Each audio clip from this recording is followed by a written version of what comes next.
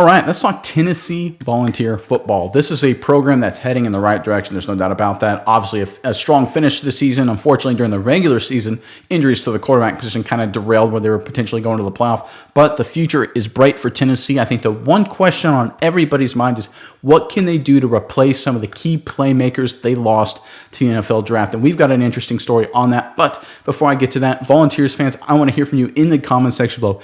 Give me your favorite Volunteer nickname of all time. There's been a lot of great Volunteer nicknames. My favorite one is Hacksaw Reynolds, way back in the day, linebacker. Went on to play for the San Francisco 49ers, was obviously a Tennessee Volunteer. He's my favorite. I'm a big history buff when it comes to the NFL side, so I think he's really an interesting figure. But give me another guy that you think has the greatest nickname in the history of Tennessee football. Let me know in the comment section below. But all right, that's kind of a good segue into what the topic is today, and that, of course, is about addressing the playmaker position for the Volunteers, because obviously Jalen Hyatt, one of the most dynamic playmakers in college football last season, maybe the most dynamic at the wide receiver position, is moving on to the NFL. And so now the burden falls on the next great Volunteer to step up and replace him, and the Volunteers appear to have that guy. According to 24/7 Sports, they did an interesting report about who they think is going to be one of the best playmakers in all of college football, not just for Tennessee next year. And here we go. I'm going to read from the report here. 24/7 Sports released a list of potential rising superstars for the 2023 season. Familiar names littered the list. Florida State's Jordan Travis, LSU's Malik Neighbors, and Notre Dame's Joe Alt all excelled in 2022 and made the list. Tennessee wide receiver Squirrel White also made the list. Great nickname, great story right there. Squirrel White.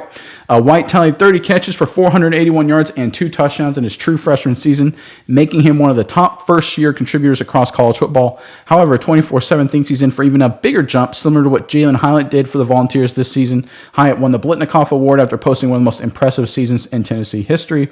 The report goes on to say, reading here more for the 24/7 Sports, Hyatt opted out of the bowl game, which gave us a preview of the guy who is next in the slot for Tennessee, Squirrel White. All White did against Clemson was catch 9 passes for 108 yards and a touchdown in his true freshman finale. White isn't the same type of receiver as Hyatt. He's a bit smaller and a little shiftier in the open field, but they share one thing in common, and this is huge in Heupel's offense: speed.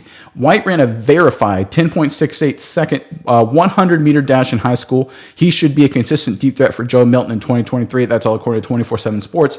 And whether it's Milton or whether it's Nico, whoever's playing quarterback position, it is clear to me that Squirrel White is the guy of the future. And I just love this guy's true athleticism, speed, shiftiness in space. He reminds me, not just because he wears a number 10 here, he reminds me of Tyree Kill for the NFL. These kind of new age receivers, there was a period of time where it felt like receivers were getting bigger and taller and lankier. Right? People wanted the jump balls. Of course, people think of the Randy Mosses. You go back to his Marshall and, of course, his NFL days, the Calvin Johnsons, the Larry Fitzgeralds at Pitt, for example. We're seeing that kind of shift a little bit to, especially what we've seen in the NFL, smaller receivers, fast receivers, guys who can create space with speed. They don't have to be 6'3" anymore.